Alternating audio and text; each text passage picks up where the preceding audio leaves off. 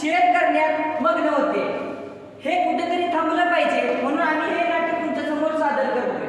तर दृश्य क्रमांक 2 मोबाईलचा जन्म. चला तर मग सुरुवात करूया. मी तुमचा सेवक होतो, पण तुम्ही काय बनवलं मला? तुमचा मालक. काय? हो, मालक. सकाळी उठण्या अगोदर तुम्ही डोळे चोळत कोणाला बघता? मला. संध्याकाळी झोपण्यापूर्वी कोणाला बघता? मला. आणि आईवडिलांशी बोलण्याऐवजी तुम्ही कोणाला बोलता? फक्त मलाच. तुम्हीच सांगा मित्रांनो, माणूस चंद्रावर गेला, माणसानं सर्व दुनिया त्याच्या हातात आणली आणि ती दुनिया काय असेल तर ती म्हणजे मोबाईल. खरं तर आजकालच्या या मोबाईलच्या युगामध्ये आपण खरंच कुठेतरी हरवत चाललोय.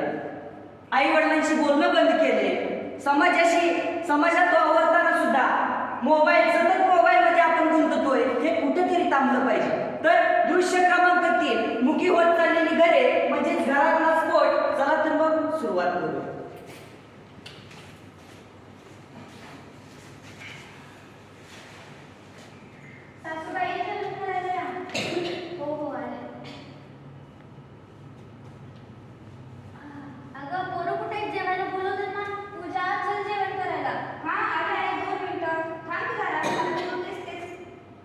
रोहन, चल ना जेवायला. किती वेळ झाला गेम खेळत बसलायस? आलो बाबा, एक गेम राहिली आहे, हिरोईन करायचंय. लवकर ये जेवायला आपल्याला. हो, 15 मिनिटं. अरे कोणाचं तरी लक्ष आहे का? कोणाचं तरी लक्ष आहे का? आज माझा वाढदिवस आहे हा. घरात 4 माणसं पण संवाद शून्य. लवकर ये रे. आलो बाबा, 15 मिनिटं. बघा मंडळी, खरं तर म्हणतात घर असावे घरासारखे, नकोत नुसत्या भिंती, इथे असावा प्रेम जिव्हाळा, नकोत नुसती नाती. असं आपण म्हणतो खरं, पण नात्याचा प्रेम आणि जिव्हाळा कमी होताना दिसत आहे. आता आजीचा वाढदिवस होता तर आजीला घरातल्या माणसांनी शुभेच्छा सुद्धा दिल्या नाही. ही सगळ्यात महत्वाची गोष्ट आहे आणि ही शोकांतिक आहे. त्यामुळं खरंच कुठेतरी आपण घरात जेवताना आधीच्या काळी कसं असायचं, घरात सर्व माणसं मिळून जेवायची, पण आता सर्व सोबत जरी असली तरी ते मोबाईलमध्ये गुंग असतात. तर तसं व्हायला नाही पाहिजे म्हणून हा प्रसंग आहे.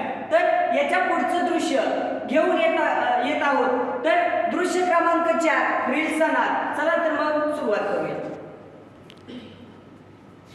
ऐका मित्रांनो, तंत्रज्ञान हे वरदान आहे, पण त्याचा अतिरेक वापर केल्यामुळे अशाप ठरतो.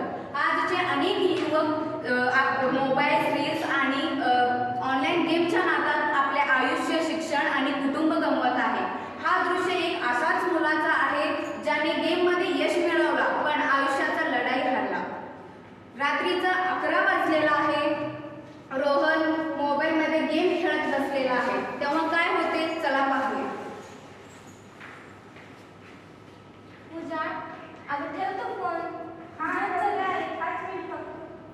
रोहन, झोपायचं नाही का? किती वेळ झाला गेम खेळत बसलायस? बाबा, एक गेम राहिली आहे, आलो. अरे ठेव फोन. अरे 1 मिनिट. बघा मित्रांनो, वडील सांगितलं तरीही रोहन अजून मोबाईल खेळत बसलेला आहे. मोबाईल गेमचा नाद इतका वाढला की त्याने वेळेचं भान विसरून गेला. तर रात्रीच्या 12 वाजले आहेत तरीही रोहन मोबाईलमध्ये गेम खेळत बसलेला आहे. तेव्हा वडील काय म्हणते चला पाहूया. रोहन, अजून झोपला नाहीस का? किती वेळ झाला गेम खेळत बसलायस? बाबा, एक गेम. लवकर बरं का? आता सांगतो. हो. हा, झोपा तुम्ही. हो. अगं झोपले नाही का तू? चल झोप ना. झोपली आहे. बघा मित्रांनो, 15 मिनिट हा शब्द आजच्या मुलांच्या आयुष्यातील सर्वात मोठा भ्रम झालेला आहे. 15 मिनिटाची 1 तास होतात, 1 तासाचं 3 तास होतात. न कळता पूर्ण रात्र आणि आयुष्य सुरून जाते, तरीही आपल्याला ते 15 मिनिट कळत नाही. रोहनला सतत मोबाईलच्या गेममुळं मानसिक तणावामध्ये गेला. मानसिक तणावामध्ये गेल्यामुळे त्याने एक चुकीचा निर्णय घेतला. ते चुकीचा निर्णय काय घेतला ते आता पाहूया. रोहन, अजून तू गेमच खेळत बसलास का? तुला झोपायला सांगितलं ना मी. झालं बाबा, झालं. एवढंच. लगेच झोप तुम्ही. आता शेवट सांगतो बरं का, लवकर झोप. हो, झोप. हा.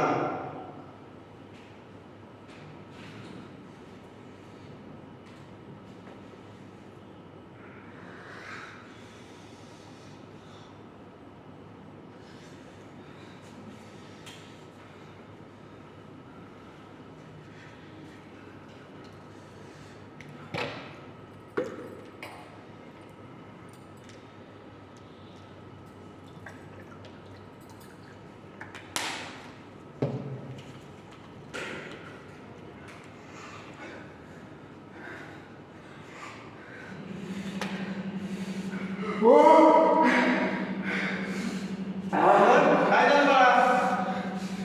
रोहन, काय झालं? काय झालं रोहन? काय झालं? बाळा, असं करतोय? काय झालं? बोल ना. थांबा ना तो. काय झालं? Hello doctor. हा बोला की. अहो, घरी यावं लवकर जरा मुलाला खूपच त्रास व्हायला माझ्या. हा.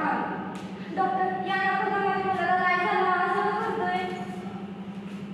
काय झालंय? किती वेळ झाला असं व्हायला? हे मलापासून खूपच ओरडतोय. नुसतं डोकं दुखायलं, छाती दुखायली.